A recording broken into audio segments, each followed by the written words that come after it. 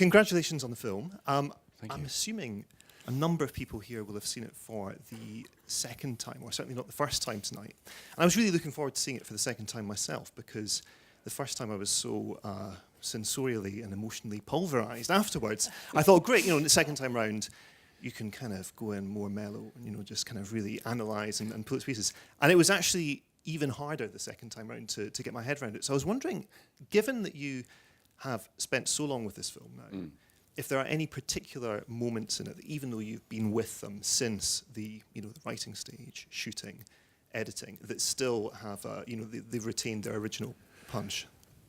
Well, I mean, it's often the things that you didn't anticipate. The things that you anticipated and you spent a lot of time structuring in the script and then talking to your heads of department about and talking to the actors about and really figuring out a sequence. You have a relationship with those sequences that sort of peaks at a point when you've got it working and you're very pleased with it, and then you become a little immune to its charms, you might say. But the moments that other people bring, one that I would point to in the film that always strikes me as special, I had completely left out of the script by mistake, and this is where the actors really help you out, because you work with smart actors, like in this case Mark Rylance is who I'm talking about. He sort of, after he read the script and we were going through the script, he said, well, you haven't really dealt with my character's reaction to Peter lying to the shivering soldiers, sort of letting him off the hook.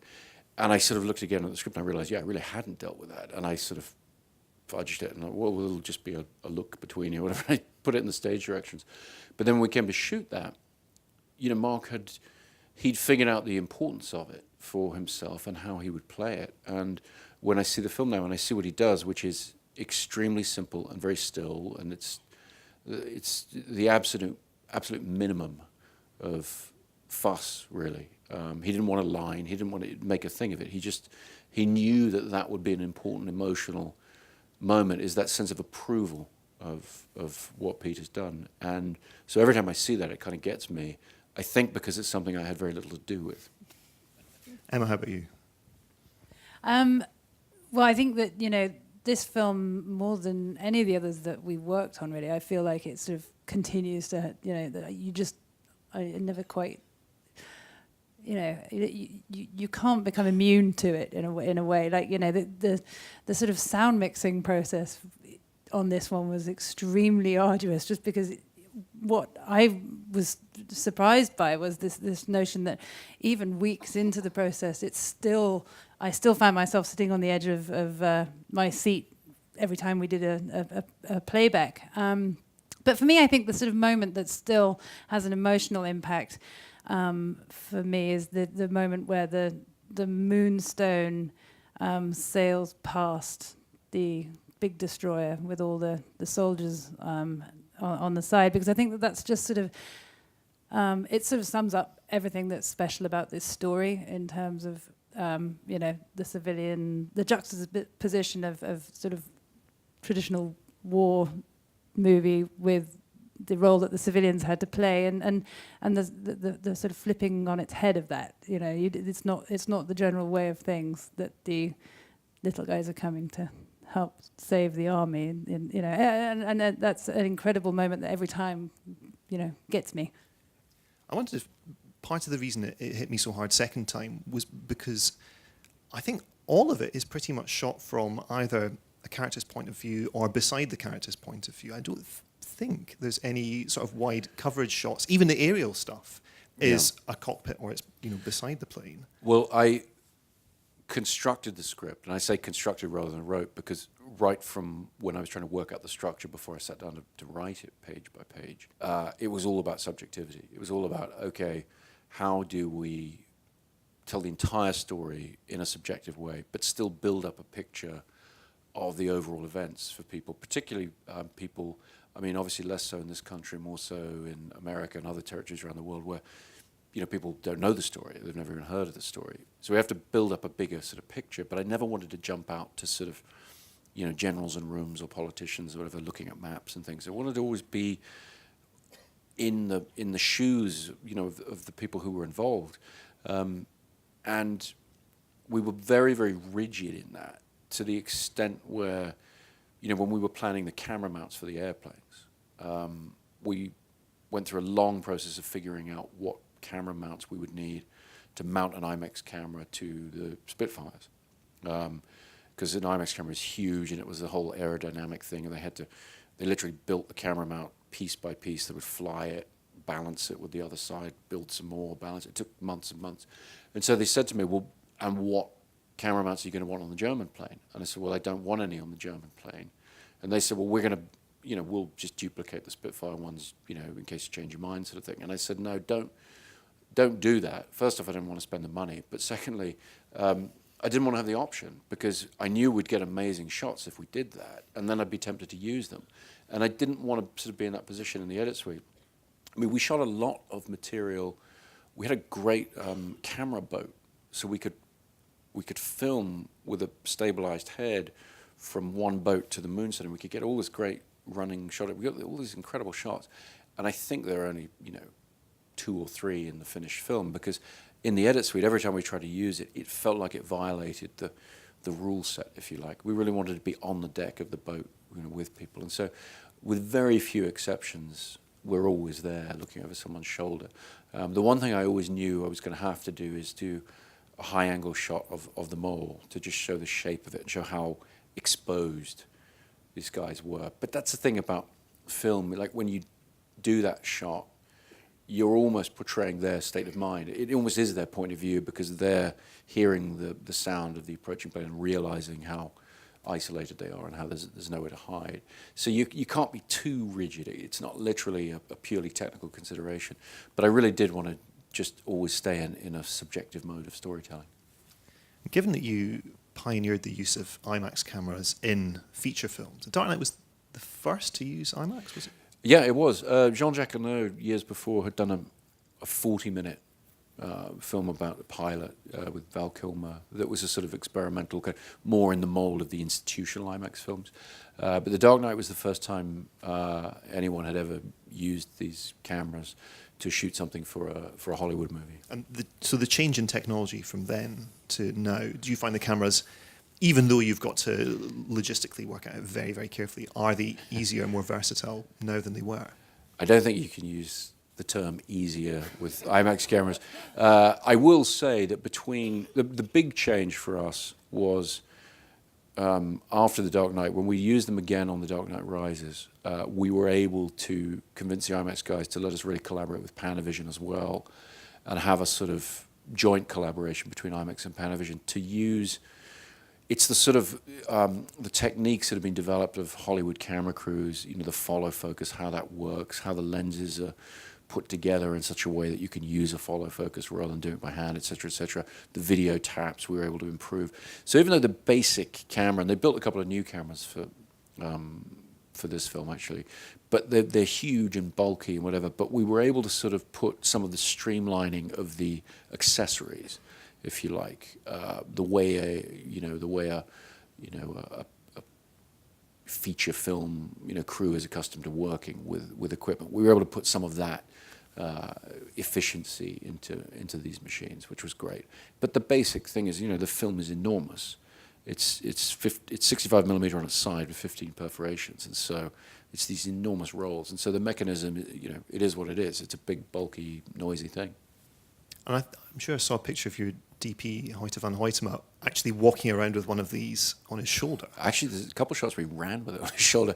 But I don't think I could claim that as technical innovation, just hiring a big Dutch guy who's prepared to stick it on his shoulder. I mean, actually, we had tried, I talked to Wally Pfister, my previous DP, who has become a director. But when Hoyte came onto Interstellar, where we also used IMAX technology extensively, he was determined to try and handhold it. And I said, look, we've tried. We tried this bungee rig. We did this. We did that. Nothing really worked in the couple of films we did with it. And the thing we had never tried is just putting handles on and just sticking it on your shoulder, which he did. I think what Hoyte modestly claims to have worked out is that because the loads are so short, you can only really roll. On a short magazine, you can roll for about 90 seconds. So he'd figured out that you can hold anything for 90 seconds if you're a big, strong Dutch guy.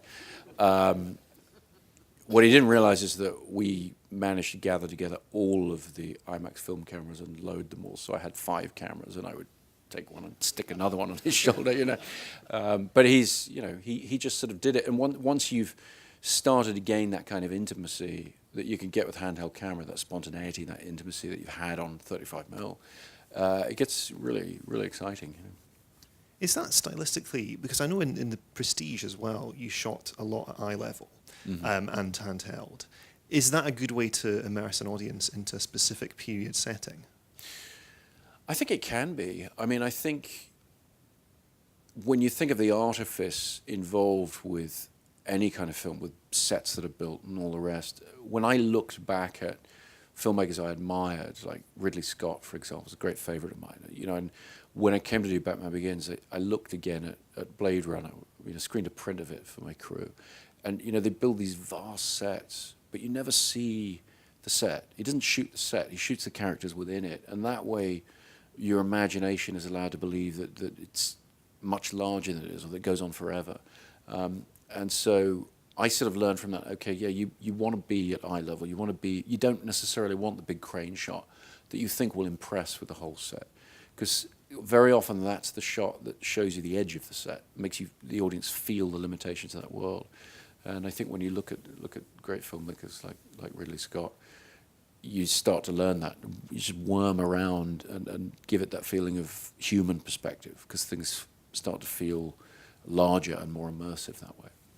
Emma, can you tell us a little bit about logistically how that plays out on set when you have reams and reams of extras queuing up the beach here, and they may be, you know, on screen, you know, this big for 2 seconds or something? How do you coordinate a production that big? It was really very tricky, I would say, because the thing about that beach is that it is huge, and it takes, you know, just the sort of time involved in walking from one area of the set to the other. It was incredibly difficult, and of course they were all locals from Dunkirk, many of whom didn't speak very much English. We had an international crew, but you know, we have a fantastic first AD called Nilo Otero, who is kind of like a general, and he worked out an incredible system. I mean, we, you know, because of the enormity of the beach, each department had a different color hat.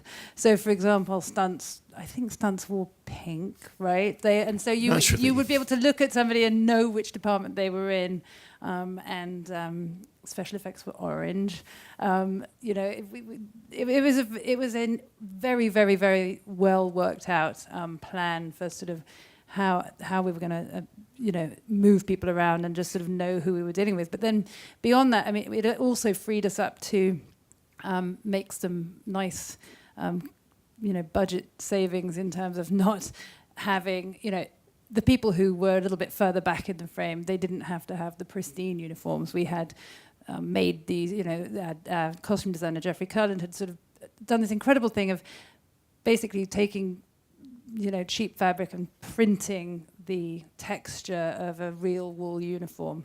And so there further back, we also used some more old-fashioned techniques. When he printed onto a jumpsuit. So they didn't have to so they didn't even, get dressed in the belt. They just throw the thing on. And crew were wearing uniforms too, so that, you know, when we were ready to go, nobody had to, you know, we didn't have to wait 10 minutes for everyone to run up the beach and get out of shot.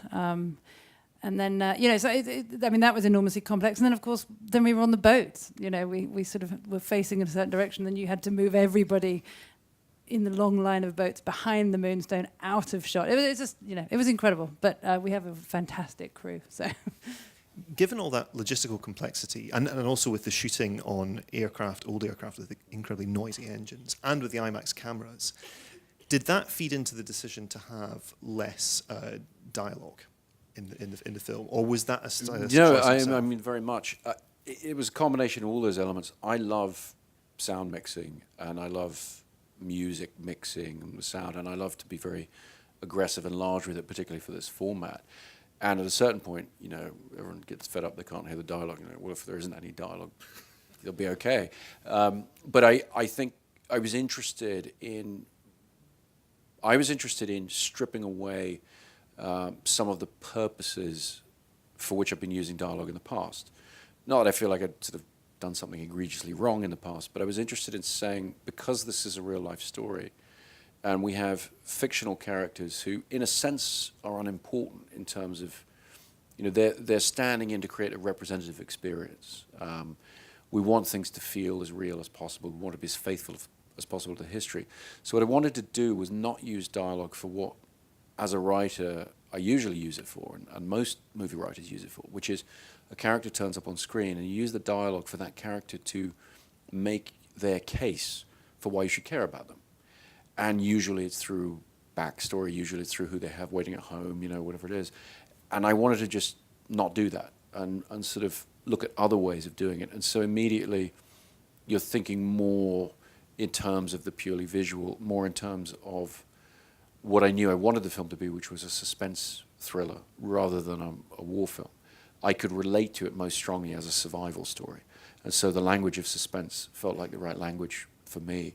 And that's a very visual language. I think it's the most visual of any cinematic language. It's really much more about sort of physical situation of the character than it is about what they say about what's going on.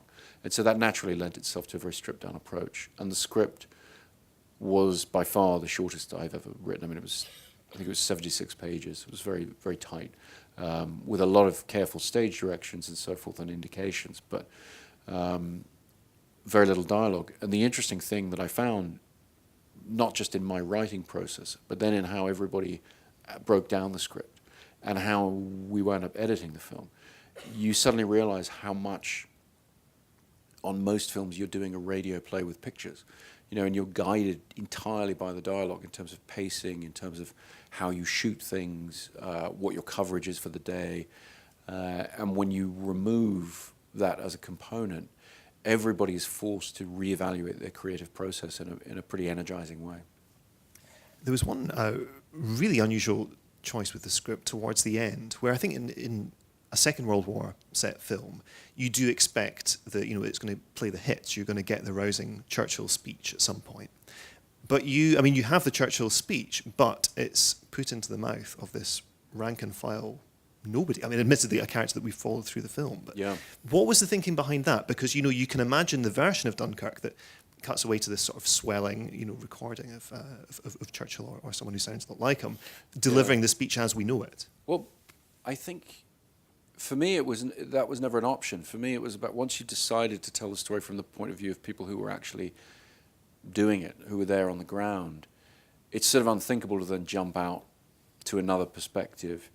What I was interested in exploring, and indeed that speech was the audition piece for all the actors who tried it out, and Finn, that's sort of how he got the part, is how he went about that speech. Because what I was interested in was these are people who've been through an experience. They don't really know what that bigger picture is, and they don't really know what that experience is. And so they're trying to interpret it. And one way they're trying to interpret it is through these great words from the Prime Minister that they're reading, and they're trying to relate them to what they've just been through. And the end of the film was always, in the script, it was always the image of the burning Spitfire on the beach.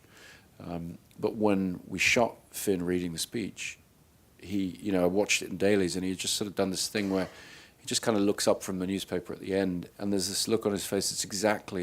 I realized that's exactly the end of the film. That's what the film's about. It's about somebody trying to process their experience in a way that I think very often in movies that process is taken for granted. But I think as human beings, when we pass through, and I've never had to endure anything remotely like what these characters and what the real people had to go through.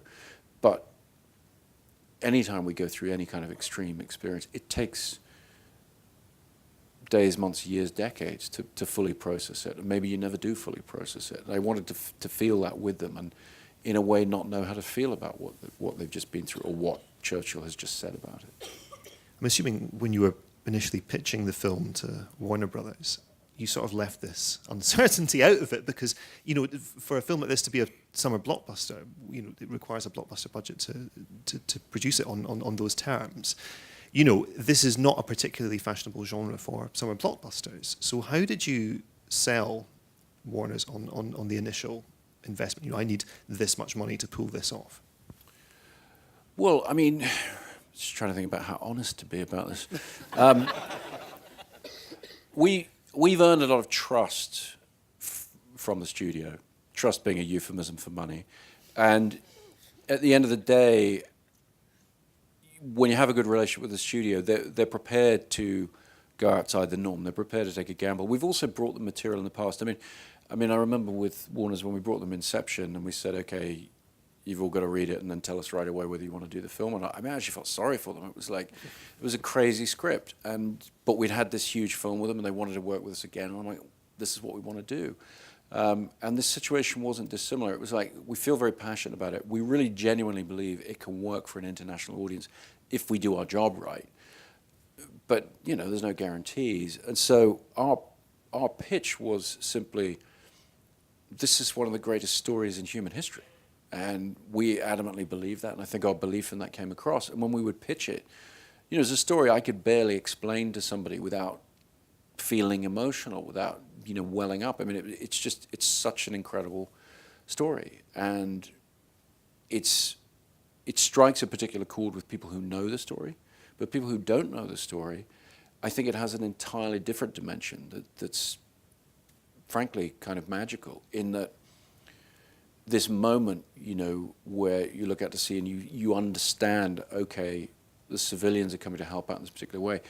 That Dunkirk moment, if you want to call it that has existed in Hollywood films ever since World War II. It's in many, many films. It's in Independence Day. It's in the first Spider-Man. It's in lots of films. It's just not identified as such. And so we were able to say to the studio, we've kind of got this story that has the original version. This is where that comes from. And it's very unique historically in that. And I think it was a powerful pitch.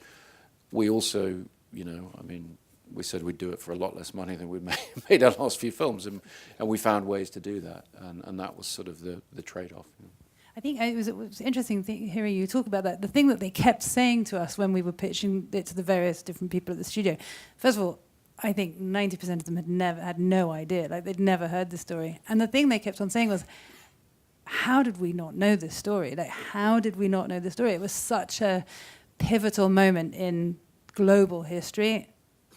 And I think that was something that they actually really responded to, because they knew that the story was going to resonate with people in the way that it was resonating with them. And I have to say, it was very gratifying, in a not so great way in some ways, but like the other day when there was the big hurricanes in the United States, on the radio I randomly heard some commentator talk about this being a moment where the Dunkirk spirit was showing itself. And I thought, like, a year ago that would never have, on the American radio, nobody would ever have used that phrase. Nobody had any idea. And I think that sort of the universality of this story was something that the studio really understood could translate.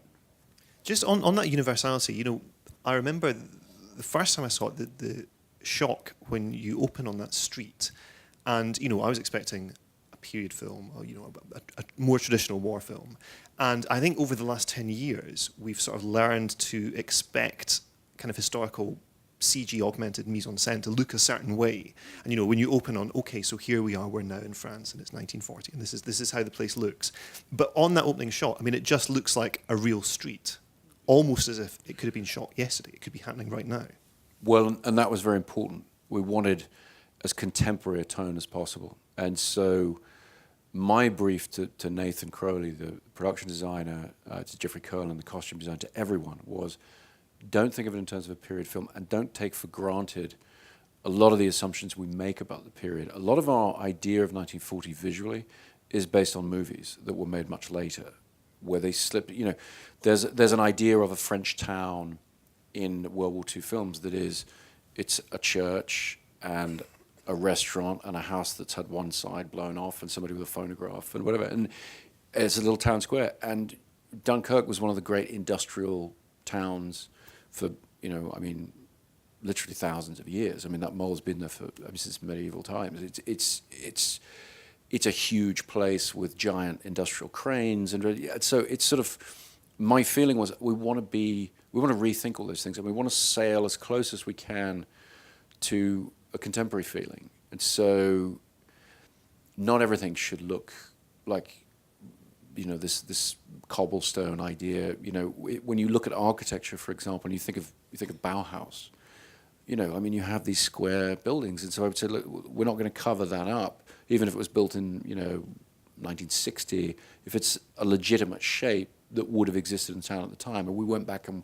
we went to the town's archives and we looked at all these original photographs of what things really look like, and there is this thing, even with the train at the end, you know, we looked at a wide variety of trains, and there are particular trains that get used for everything because it's the idea of what an old train looks like, but they're mostly cars from the, you know, the early 30s rather than 1939, 1940 and stuff. So we really just tried to look at all those things and go, okay, there are a lot of things that existed in this period that generally get airbrushed out of period films. The CG, particularly, we wanted to avoid because, to my taste and to my eyes, there's a very poor matchup between the patina of computer graphics and World War II period material. For some reason, for me, it never quite gels. And if you're shooting on large format film, as we were, the difficulty of achieving anything in the CG realm that fits the tone of everything else, you know, it's like once you've started off on that tone, you kind of have to do everything in camera or some version of in camera. And so that applied to all aspects of the film, which obviously got very challenging when it came to the boats and the planes particularly. But as Emma said earlier, we embraced a lot of older techniques. We'd worked with an art director called Alan Tompkins, who'd done all of the Bond films and stuff. We worked with him on Batman Begins right before he retired. And I happened to be in a bookshop in Hollywood, and he'd published his memoirs and had all these great pictures from A Bridge Too Far and all these, you know, other movies he'd done. And so I said to Nathan, go find Alan. He's, you know, in retirement, I think the south of France somewhere, you know, whatever.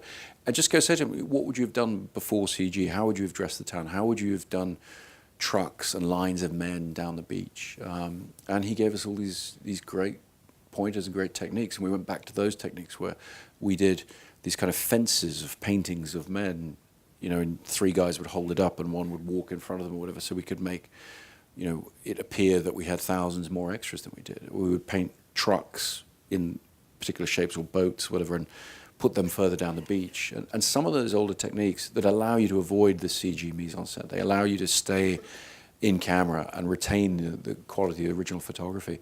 A lot of those techniques have been forgotten, and they're really great, and they're cheaper than the CG solution. Have you spoken to any veterans who've seen the film? Because I'm wondering how they responded to this particular look over the more conventional, you know, CG augmented historical drama that we've been talking about. Well, I mean, I had the honor and privilege of sitting with a few veterans as I was writing the script. Joshua Levine, our historical advisor, was able to set up some interviews with me with people who, you know, all of whom by this time they're in their late 90s. Some of the people I spoke to have passed on, you know, since I spoke to them. The first people we showed the finished film to were these remaining veterans, and I think I speak for both of us in saying it was the most frightening screening we've ever. I mean, this is nothing, you know. It's like it's like you guys, you'll either like it or you won't, but it's not life or death. This was just and I don't think we even really realized it until we stood in front of them right before we were about to roll the film and go, yeah, we're going to show you our version of what we went through.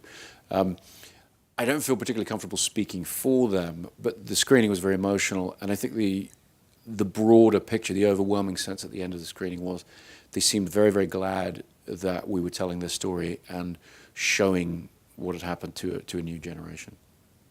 I know we're running quite tight to time, but I do want to ask you about Hans Zimmer's score, which is, I mean, I should say, it enlivens the morning commute immeasurably.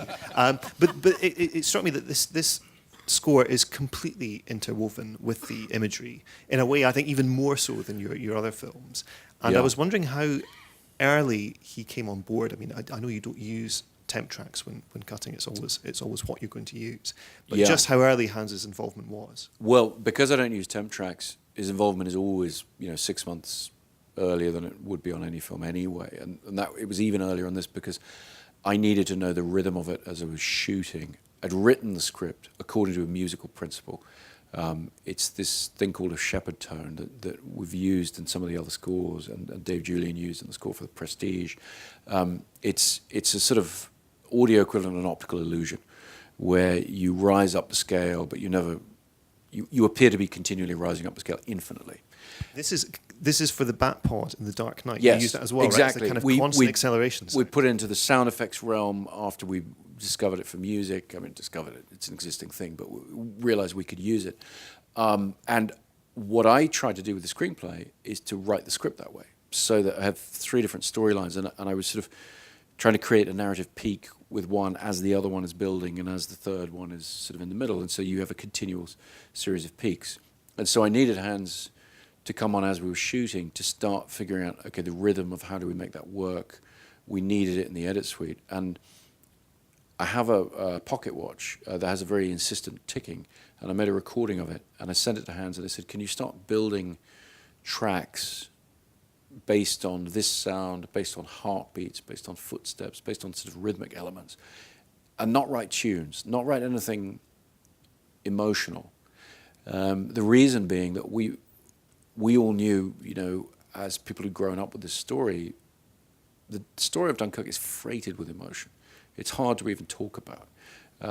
So it didn't need anything musically to do that. What we needed was to play the suspense and almost create a kind of cold and objective approach to the score. And so the big breakthrough for Hans, I think, which came really while we were still shooting, was he took the notes that he used on air raid sirens, and they have a particular clash that's very evocative. It's panic-inducing, and he started layering that in as a musical motif, and so that became the basis of the score. And it's the closest matchup that we've ever had between picture and score, because we were editing with it, and we were also involving the sound effects guys. Richard King and his team were collaborating with Hans very closely, so that the engines of the boats, for example, sometimes they are carrying the rhythm of the music. Everything is always in sync with it. And so there's a combination of sound effects and music and picture that we've never really been able to get this tight. And it took many, many months of very frustrating work, and a lot of people getting very angry with each other. But I think we're all very proud of the result, because it actually is. I mean, it's not really laid out this way on the soundtrack album, because it couldn't be, but it's one continuous cue for the entire film. There are 2 small breaks in it. Well, it's 2 cues. There's the Elgar, the deconstructed Elgar that's the end. But it's one, I don't know how long it is, 100 minutes, whatever. It's one continuous cue.